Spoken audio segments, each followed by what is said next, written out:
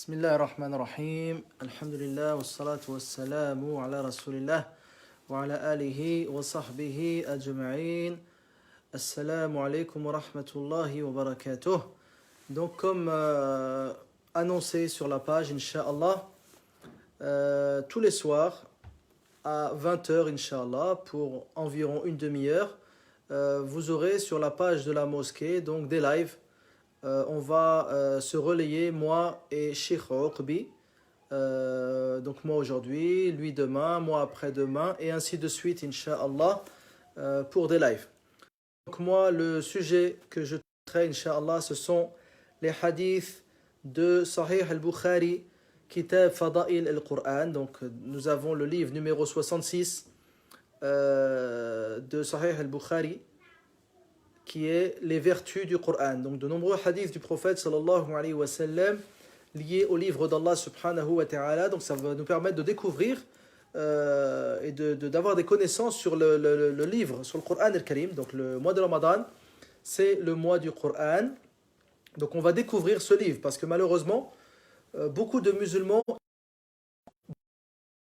sur le livre de leur Seigneur. Donc Sahih al-Bukhari, donc c'est le livre le plus authentique après le livre d'Allah subhanahu wa ta'ala. Asahul kutub ba'da kitabillahi ta'ala. Donc il faut que le musulman, en plus de donner de l'importance au Coran, il donne de l'importance au hadith. Le recueil le plus authentique, c'est le livre de l'imam al-Bukhari, rahimahullah. L'imam Bukhari, il est né en 14 de l'Hégire et est décédé en 256 de l'Hégire. En 256 de l'Hégire. Donc, il a vécu environ 2 siècles après le prophète sallallahu alayhi wa sallam, et il rapporte les hadiths avec des chaînes de transmission entre lui et le prophète sallam, avec des narrateurs fiables, corrects, des grands mémorisateurs, rahimahumullah. Parfois, l'imam al-Bukhari, il y a entre lui et le prophète sallallahu alayhi wa sallam 3 personnes seulement. Lui et le prophète sallallahu alayhi wa sallam, 3 personnes seulement. Donc c'est un livre qui doit être présent dans chaque foyer, Inch'Allah, afin d'avoir connaissance des hadiths les plus authentiques du prophète sallallahu alayhi wa sallam. Donc on commence. Bismillahir Rahmanir Rahim. Kitab Fada'il al-Qur'an. Sahih al-Bukhari, il est divisé en plusieurs chapitres que l'on appelle kitab. Et dans chaque kitab, vous trouverez des abwab. Bab kada, bab kada, bab kada. Donc là, Fada'il al-Qur'an, c'est le chapitre numéro 66. Donc il y a 65 chapitres avant cela. Donc il se trouve environ dans la deuxième moitié du livre. Dans la deuxième moitié du livre, même plus vers la fin que vers le début de la deuxième moitié. Donc Fada'il al-Qur'an, on va découvrir les vertus du Qur'an. Le Qur'an al-Karim, c'est comme cela est expliqué dans les livres de Ulum al-Qur'an, wa kalamullah. Wa kalamullah al-munazzal ala Muhammadin sallallahu alayhi wa sallam al-muta'abbad bi tilawati. Donc le Qur'an, c'est la parole d'Allah descendue sur Muhammad alayhi salatu wa sallam, dont la lecture est une adoration. Donc ça, c'est la définition du Coran. Donc c'est la parole d'Allah, c'est la parole de personne d'autre. C'est la parole de personne d'autre. C'est pas la parole des anges, c'est pas la parole des prophètes, c'est la parole d'Allah subhanahu wa ta'ala. Donc le Coran, c'est pas la parole de Jibril, c'est pas la parole de Muhammad alayhi salatu wa sallam, c'est la parole d'Allah subhanahu wa ta'ala. Al-Munazzal. Donc descendu. Donc c'est pas la parole lorsque Allah Azza wa Jal il s'adresse aux anges. C'est pas non plus la parole nima sta'athara Allahu bihi. Donc les choses qu'Allah Azza wa Jal a gardées auprès de lui. Donc il faut qu'il y ait une révélation, al-wahi. Descendu sur qui? Sur Muhammad alayhi salatu wassalam. Donc c'est pas la parole d'Allah Azza wa Jal descendue sur Moussa. C'est pas la parole d'Allah Azza wa Jal descendue sur Isa dans la Bible. C'est pas la parole d'Allah Azza wa Jal descendue sur Ibrahim ou bien sûr Daoud dans Az-Zabour.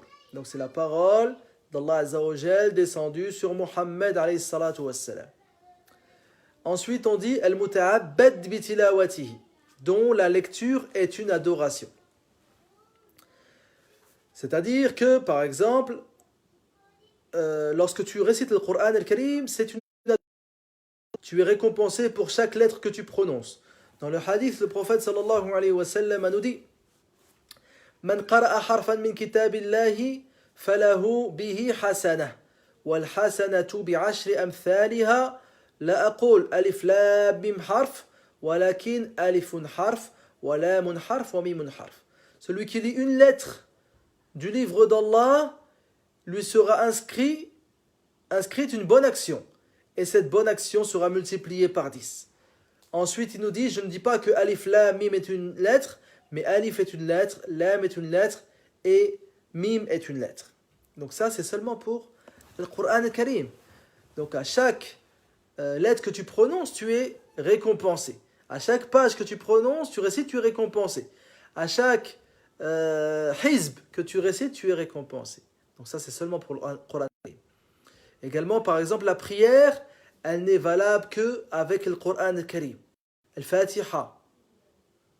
Et pas autre parmi la parole d'Allah. Parce que par rapport, également, la parole d'Allah Azza wa Jal, révélée sur le prophète sallallahu alayhi wa sallam, mais la yuta'abbad bi qira'atihi. Par exemple, le hadith divin que l'on appelle le hadith Qudsi, c'est également Kalamullah al-Munazzal ala Muhammad, donc révélé à Muhammad, descendu sur Muhammad, mais qui n'est pas une adoration lorsqu'on le récite. Donc pour différencier du Coran et du hadith divin, on a rajouté al-Muta'abbad bi tilawatihi. Donc le Coran al-Karim, donc qui commence par al-Fatiha, qui finit par surat al-Nas. Donc ça c'est le Coran al-Karim. Donc kitab fada'il al-Quran. Bab, donc on a dit, ce kitab, il va être divisé en plusieurs abwab. Premier bab, kayfa nuzul al-wahyi wa awwalu ma nazal. Donc, comment descendait le Coran sur le prophète sallallahu alayhi wa sallam? Comment est descendue la révélation et quelle est la première chose qui a été révélée? Abdullah ibn Abbas, قال Abdullah ibn Abbas, المهيمن الأمين القرآن أمين على كل كتاب قبله.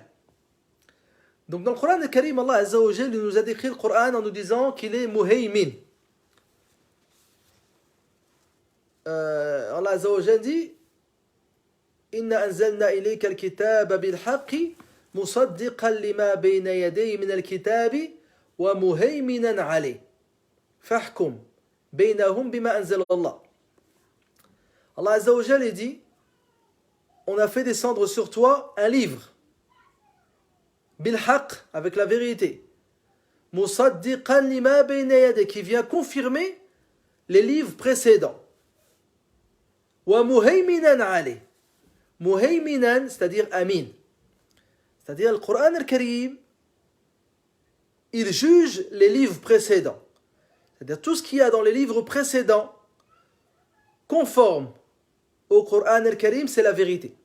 Si vous trouvez dans la Bible, dans la Torah, des récits semblables et en conformité avec ce qu'il y a dans le Coran al-Karim, ça c'est que c'est la vérité. Et si vous trouvez dans ces livres-là des choses contraires au Coran al-Karim, sachez que c'est faux. Donc le Coran al-Karim, muhaymin, donc il est juge sur les autres livres qui l'ont précédé. Amin. Donc, arbitre. Si tu veux savoir ce qui est vrai dans les livres précédents, reviens au Coran al-Karim. Également, le Coran al-Karim abroge tous les livres qu'ils ont précédés. Le Coran al-Karim, il abroge tous les livres qui ont précédé. Donc, il annule tous les livres précédents. L'islam aidan, même l'islam annule toutes les religions qui précèdent. Donc après la venue du prophète Mohammed alayhi salatu wassalam, il est demandé donc à chacun parmi l'insi wal jinn d'embrasser l'islam. Inna ad-dina 'inda Allah l'islam. Inna arsalnaka lin-nasi kaffatan bashiran wa nadhira. Nous t'avons envoyé à toute l'humanité comme annonciateur de bonnes nouvelles et avertisseur. Allahumma salli ala Muhammad. Donc voilà. Le Coran, al-Muhaymin, Amin, ala kulli kitabin qablah. Donc le Coran, donc c'est lui le juge par rapport à tous les autres livres qui l'ont précédé. Donc ça c'est la parole de Abdullah ibn Abbas radiyallahu anhuma. Le hadith donc prophétique. حدثنا عبيد الله بن موسى عن شيبان عن يحيى عن أبي سلمة قال عائشة وابن عباس رضي الله عنهما أنهما قال لبث النبي صلى الله عليه وسلم بمكة 10 سنين ينزل عليه القرآن وبالمدينة 10. Donc Aïcha radiallahu anha et Ibn Abbas radiallahu anhuma, ils nous disent que le prophète sallallahu alayhi wa sallam est resté à la Mecque 10 ans et la révélation descendait sur lui alayhi salatu wa sallam. Et à Médine également 10 ans. Certains diront que ce que l'on sait, c'est que le prophète sallallahu alayhi wa sallam, il est resté 13 ans en tant que prophète à Mecca et 10 ans à Médine. Donc le prophète sallallahu alayhi wa sallam, la révélation est descendue sur lui à 40 ans et il est resté 13 ans à la Mecque en tant que prophète. Et donc à 53 ans, il émigre et il reste 10 ans à Médine et il meurt alayhi salatu wassalam à 63 ans.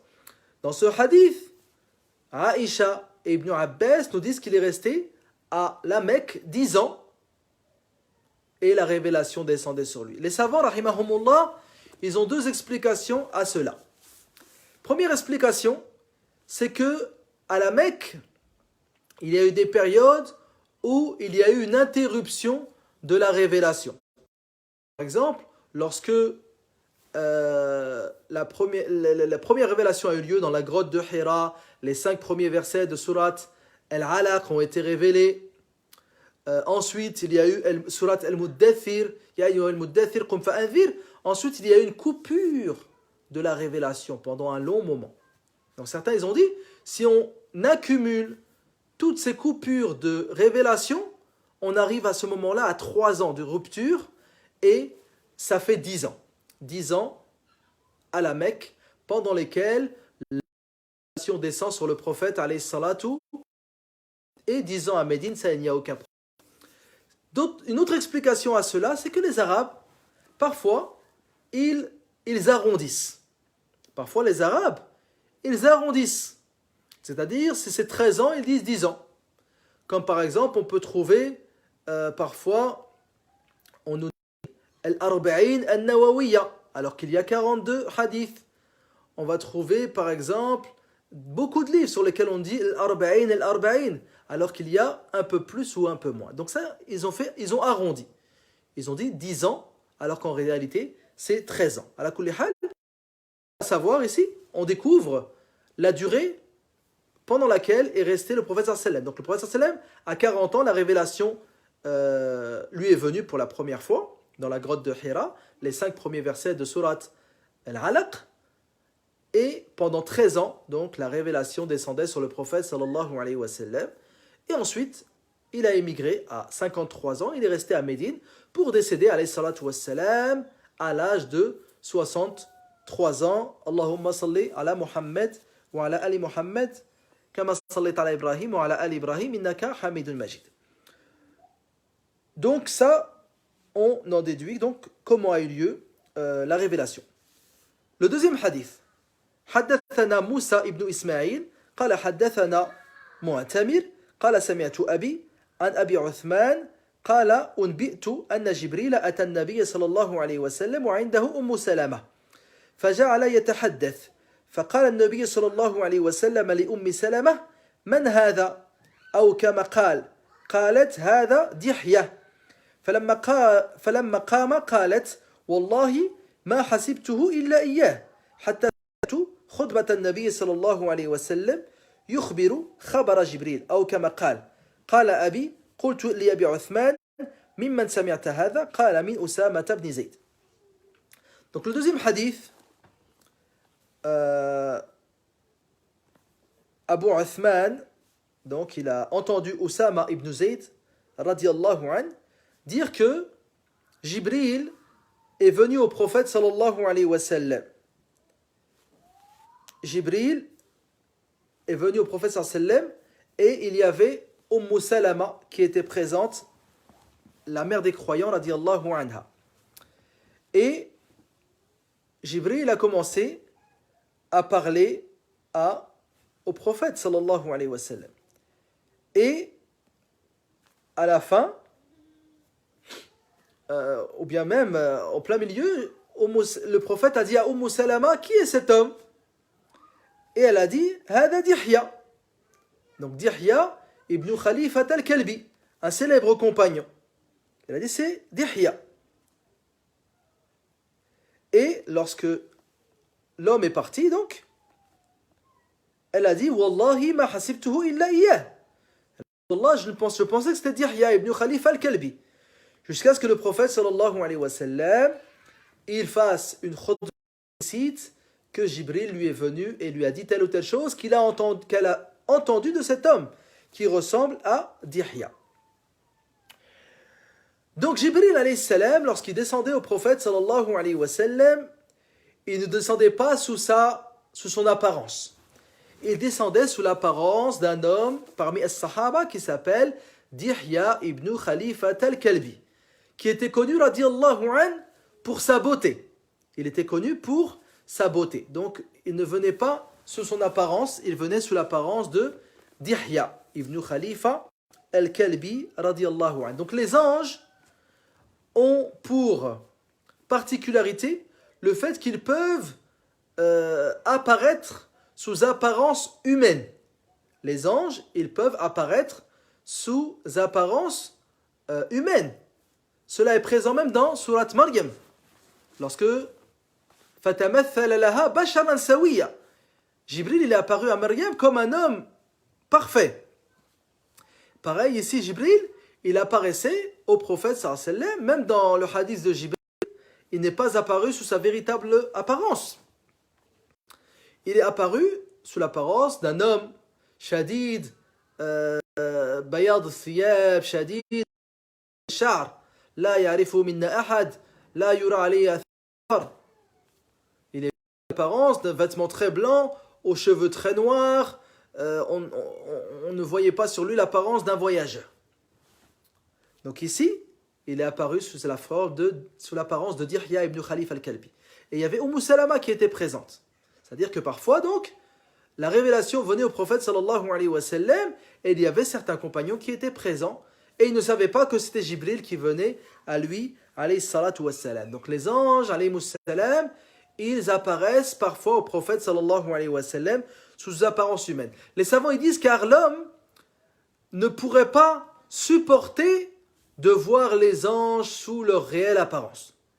Le prophète sallallahu alayhi wa sallam, il n'a vu Jibril sous sa véritable image que 2 fois. Au tout début de la révélation, lorsque le surat l'Alaq et surat al-Muddathir lui ont été révélés, et lors de Laylat al-Isra wal Mi'raj, dans le voyage nocturne et de l'ascension.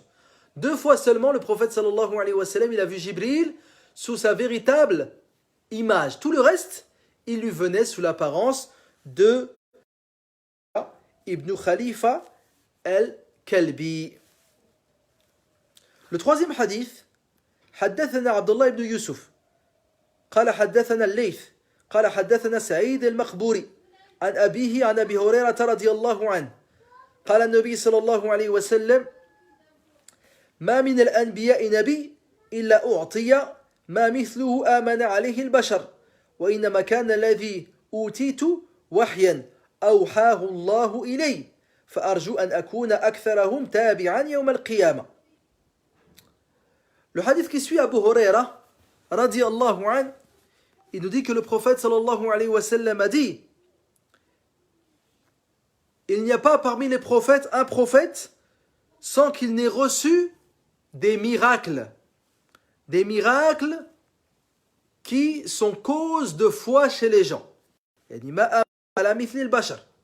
Donc ils reçoivent des miracles qui sont censés faire que les gens croient au message de ce prophète.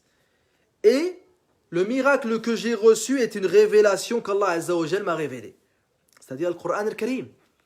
Et j'espère par cela être le prophète qui aura le plus de suiveurs Yawm al-Qiyamah. Donc tous les prophètes ont reçu des miracles, plus ou moins nombreux.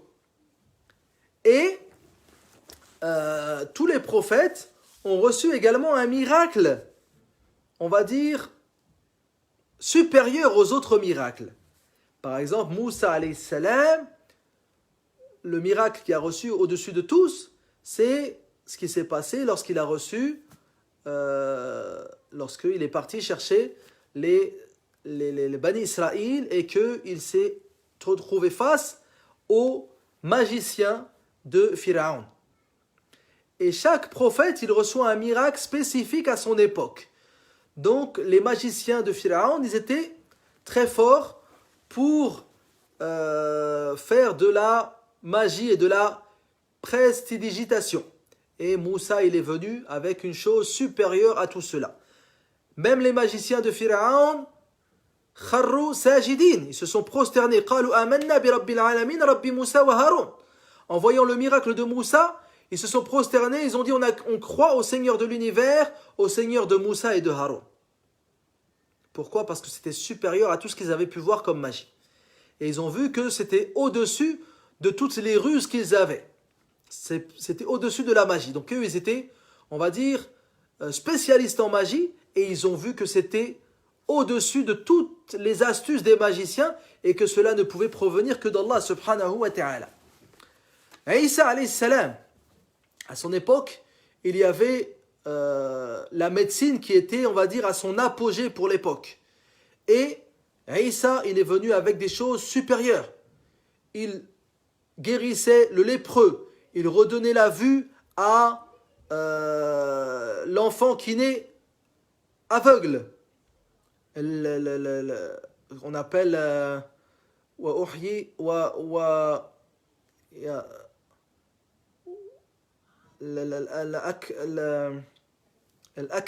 l'akma.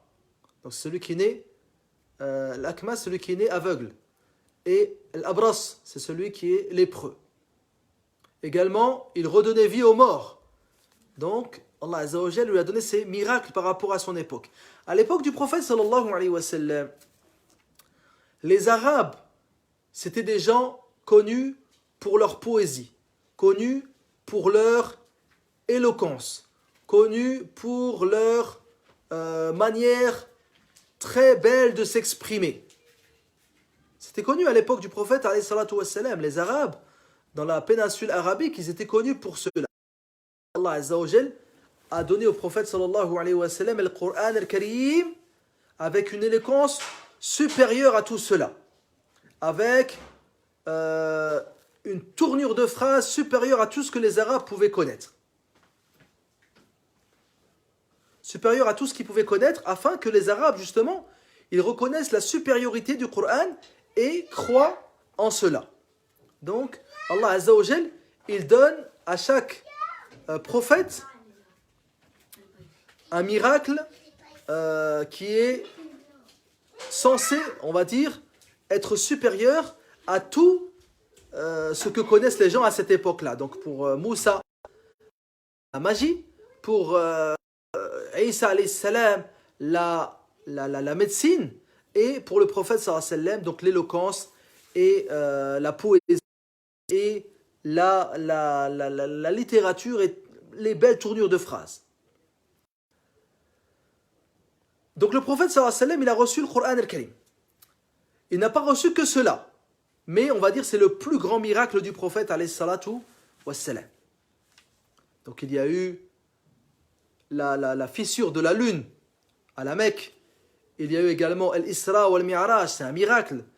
Il y a eu également de l'eau qui a jailli de la main du prophète sallallahu alayhi wa sallam, de ses doigts. Il y a également takfir al-ta'am, parfois le prophète sallallahu alayhi wa sallam, il faisait en sorte que la nourriture se multipliait. Un peu de nourriture et il suffisait parfois à des centaines et des milliers parmi les sahaba radiyallahu anhum. Donc ça c'est des miracles qu'a reçu le prophète sallallahu alayhi wa sallam. Mais le plus grand des miracles, c'est le Coran al-Karim. Le plus grand des miracles, c'est le Coran al-Karim. Également, les autres prophètes, ils ont reçu des miracles, mais ces miracles ont pris fin avec leur décès. Par exemple, la magie à l'époque avec laquelle donc est venu Moussa alayhi salam, les miracles avec lesquels sont venus Isa, tout cela a pris fin avec leur décès. Le Coran al-Karim, c'est le miracle éternel. Le Coran al-Karim, c'est le miracle éternel. Depuis l'époque du prophète sallallahu alayhi wa sallam, après sa mort jusqu'à nos jours, jusqu'à ce que Allah Azza wa Jal l'élève à la fin des temps. Mais le Coran al-Karim, il reste le miracle éternel. Donc, alhamdulillah, le Coran, il est présent parmi nous. On le lit comme à l'époque du prophète alayhi salatu wa salam. Donc, le Coran, il reste un miracle. Et c'est pour le fait que le prophète sallallahu alayhi wa sallam, il dise que Arju an akuna aktharahum tabi'an. Arju an akuna aktharahum tabi'an. Du fait que le Coran est le miracle éternel, le prophète, il espère par cela avoir le plus de personnes qui le suivent. Du fait que le Coran il a continué même après sa mort, le prophète, il espère avoir ceux qui le suivent le plus. Et ce sera ainsi, Yawm al-Qiyamah. Le prophète, sallallahu alayhi wa sallam, il a dit aux Sahaba, Turiduna takuna rubu'a al-jannah fakabbaru. Voulez-vous être le quart des habitants du paradis? Ensuite, il a dit le tiers et ensuite, il a dit la moitié. Donc, le prophète, sallallahu alayhi wa sallam, il sera, Yawm al-Qiyamah, celui qui viendra avec le plus de suiveurs. Donc, il y aura ceux qui auront suivi Moussa, ceux qui auront suivi Isa alayhi salam à leur époque. Ils seront nombreux également. Mais cela sera incomparable avec ceux qui auront suivi le prophète Mohammed alayhi salatu wa salam. Pourquoi? Parce qu'il a laissé, même après sa mort, un miracle qui a continué. Donc beaucoup de gens ont embrassé l'islam grâce au Coran al-Karim. À l'époque du prophète sallallahu alayhi wa sallam, même le djinn. وَإِذْ صَرَفْنَا إِلَيْكَ نَفَرًا مِنَ الْجِنِّ يَسْتَمِعُونَ الْقُرْآنَ فَلَمَّا حَضَرُوهُ قَالُوا أَنصِتُوا فَلَمَّا قُضِيَ وَلَّوْا إِلَى قَوْمِهِمْ مُنذِرِينَ قَالُوا يَا قَوْمَنَا إِنَّا سَمِعْنَا كِتَابًا أُنزِلَ مِنْ بَعْدِ مُوسَى مُصَدِّقًا لِمَا بَيْنَ يَدَيْهِ يَهْدِي إِلَى الْحَقِّ وَإِلَى طَرِيقٍ مُسْتَقِيمٍ يَا قَوْمَنَا أَجِيبُوا دَاعِيَ اللَّهِ. Donc les djinns, les démons, ils ont entendu le Coran al-Karim et ils ont cru. قل أوحي إلي أنه استمع نفر من الجن فقالوا إنا سمعنا قرآنا عجبا يهدي إلى الرشد فآمنا به ولن نشرك بربنا أحدا. Donc les démons, juste à l'entendre du Coran al-Karim, ils ont cru. Beaucoup de Sahaba radiyallahu anhum également, ils ont cru à l'écoute du Coran al-Karim. Lors de la bataille de Badr, donc il y a eu des prisonniers parmi les gens de Quraysh, et parmi eux il y avait Jubayr ibn Mut'im qui a embrassé l'islam ensuite, et il était parmi les prisonniers de la bataille, et le prophète sallallahu alayhi wa sallam donc guidait la prière. Un jour, c'était l'heure de la prière du Maghrib, et le prophète sallallahu alayhi wa sallam, il a récité Surat al-Tur, et les prisonniers, ils entendent le Coran al-Karim, donc dans le but qu'ils entendent et que la foi rentre dans leur cœur. Jubayr ibn Mut'im radiyallahu anhu, il nous dit qu'il a entendu le prophète sallallahu alayhi wa sallam réciter lors de la prière du Maghrib at-Tur, jusqu'à ce qu'il arrive au verset où Allah Azza wa Jalla dit Am khuliqu min ghayri shay'in am humul khaliqun am khalaqu as-samawati wal ard bal la yuqinun. Ont-ils été créés de rien, ou bien se sont-ils créés eux-mêmes, ou bien ont-ils créé les cieux et la terre? Bal la yuqinun, au contraire, ils n'ont aucune certitude. Jubayr ibn Mut'im radiyallahu anhu, il a dit فَلَمَّا سَمِعْتُ هَذِهِ الْآيَةِ كَادَ قَلْبِي أَنْ يَطِيرَ. Mon cœur allait s'envoler lorsque j'ai entendu ces versets, tellement ils étaient forts pour lui. وَيَقُولُ مِنْ ذَلِكَ الْحِينَ دَخَلَ الْإِيمَانُ فِي قَلْبِي. À ce moment-là, la foi est entrée dans mon cœur. Donc il a entendu ces paroles et il a su tout de suite que cette parole n'était pas la parole humaine et que c'était la parole d'Allah subhanahu wa ta'ala. Donc, tous les prophètes ont reçu des miracles qui sont censés justement appuyer les prophètes dans leur message. Donc les miracles, ils sont là pour appuyer les prophètes dans leur message, pour montrer donc aux populations, aux peuples vers lesquels ils sont envoyés que leur message provient d'Allah subhanahu wa ta'ala. Le miracle, le plus grand miracle qu'a reçu le prophète sallallahu alayhi wa sallam, c'est une révélation qu'il a reçue, c'est le Coran al-Karim. Et par cela, il espère être celui qui aura le plus de suiveurs parmi les prophètes, et ce sera ainsi dans l'au-delà. Walillahi alhamd. Le hadith qui suit, الإمام البخاري يقول حدثنا عمر بن محمد قال حدثنا يعقوب بن إبراهيم قال حدثنا أبي عن صالح بن كيسان عن ابن شهاب قال أخبر ابن مالك رضي الله عنه أن الله تعالى تابع على رسول الله صلى الله عليه وسلم قبل وفاته حين توفاه أكثر ما كان الوحي ثم توفي رسول الله صلى الله عليه وسلم بعد. Anas ibn Malik رضي الله عنه, il nous dit que Allah Azza wa Jal a beaucoup fait descendre la révélation sur le prophète sallallahu alayhi wa sallam avant sa mort. Donc à la fin de sa vie, alayhi salatu wa sallam, la révélation s'est accélérée. La révélation s'est accélérée par rapport au début. Et ensuite, le prophète sallallahu alayhi wa sallam est décédé. Donc à la Mecque, il y a eu, on va dire, 13 ans ou bien 10 ans de révélation. Et ensuite à Médine. Mais plus la proximité du décès du prophète sallallahu alayhi wa sallam, plus la révélation s'accélérait sur le prophète alayhi salatu wa sallam. Car Allah subhanahu wa ta'ala savait déjà quand est-ce qu'il allait prendre l'âme du prophète alayhi salatu wa sallam. Donc la fin de la vie de chacun, personne ne le sait à part Allah subhanahu wa ta'ala. Donc Allah azza wa jalla, il savait que la vie du prophète sallallahu alayhi wa sallam allait bientôt arriver à la fin, donc il faisait descendre le prophète sallallahu alayhi wa sallam. Il accélérait la révélation afin que le Coran soit révélé en entier avant le décès du prophète sallallahu alayhi wa sallam. Également à Médine, il y avait énormément de ce qu'on appelle el-wufud. Il y avait des délégations arabes, surtout après Fath Mecca, donc Fath Mecca l'année 8, il y avait énormément de qui sont entrés dans l'islam. Et ils avaient besoin de rencontrer le prophète sallallahu alayhi wa sallam pour apprendre leur religion. Et donc ils venaient à Médine, ils posaient des questions au prophète sallallahu alayhi wa sallam, et Allah azza wa jal faisait descendre des sourates répondant à leurs questions, ou bien des passages de sourates répondant à leurs questions. Et il y a également dans sourate Ali Imran les chrétiens de Najran qui sont venus au prophète sallallahu alayhi wa sallam pour l'interroger. Toute sourate Ali Imran, elle est sur ce sujet. Donc voilà pourquoi la révélation s'est accélérée à Médine et vers la fin de la vie du prophète sallallahu alayhi wa sallam, plus qu'au début.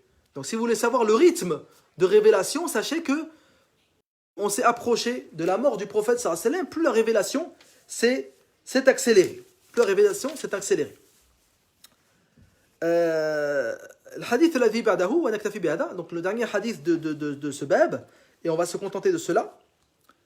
قال الإمام البخاري حدثنا أبو نعيم قال حدثنا سفيان عن الأسود بن قيس قال سمعت جندبا يقول اشتكى النبي صلى الله عليه وسلم فلم يقم ليلة أو ليلتين فأتته امرأة فقالت يا محمد ما أرى شيطانك إلا قد تركك فأنزل الله عز وجل والضحى والليل إذا سجى ما ودعك ربك وما قلى. Donc Jundub radiallahu anhu nous dit que le prophète sallallahu alayhi wa sallam s'est plaint. Il était malade alayhi salatu wa sallam, et il n'a pas prié une ou deux nuits. Donc le prophète sallallahu alayhi wa sallam il priait la nuit. Cette nuit, 2 nuits il était malade alayhi salatu wa sallam, il n'a pas pu prier 2 nuits d'affilée. Et souvent lorsque il priait alayhi salatu wa sallam, c'est là que la révélation lui venait.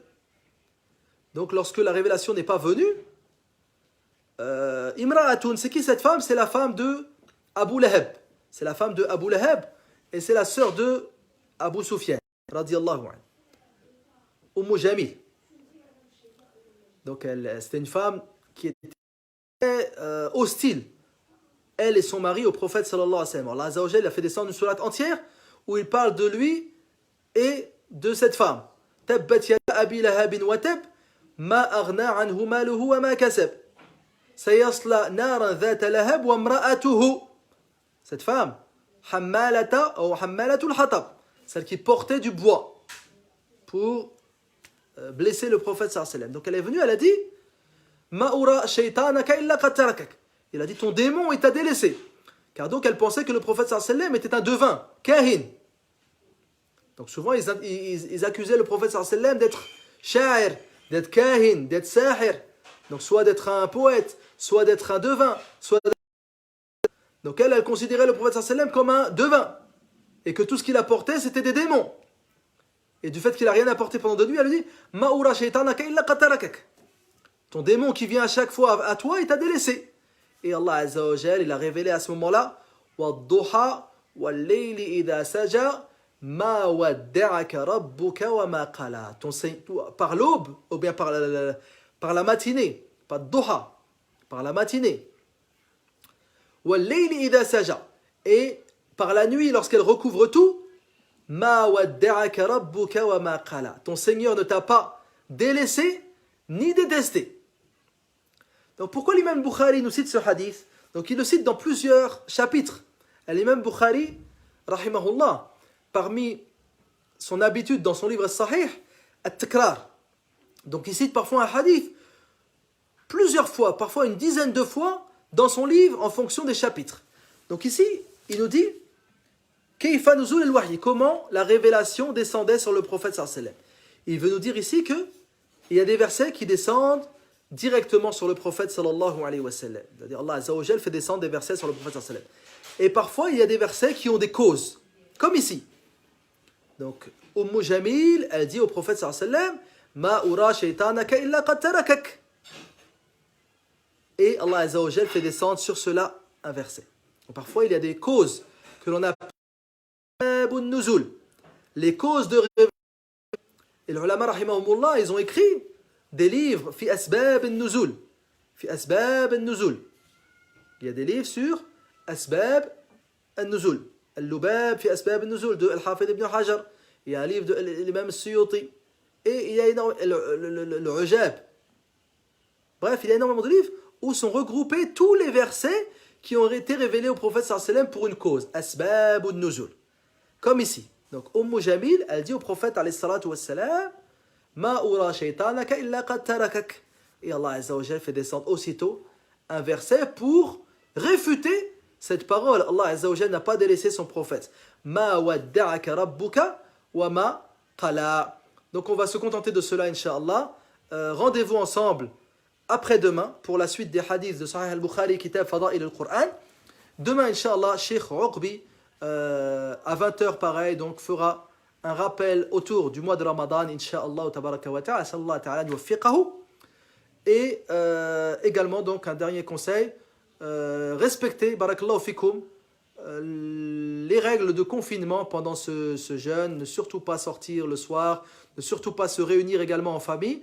On respecte cette épreuve pour cette année, Inch'Allah, de Ramadan, en espérant que le Ramadan prochain, Inch'Allah, sera meilleur et avec beaucoup plus de proximité entre nous, Inch'Allah. Bon, cette année, on accepte la décision d'Allah subhanahu wa ta'ala, on respecte le confinement, barakallahu fikum, afin que personne ne tombe malade pendant ce mois. Et n'oubliez pas, barakallahu fikum également, la générosité. Ramadan, c'est le mois de la générosité. N'oubliez pas la mosquée qui n'a plus d'entrée d'argent pendant ce mois. Et notre projet, Inch'Allah, de construction du lycée musulman de Creil.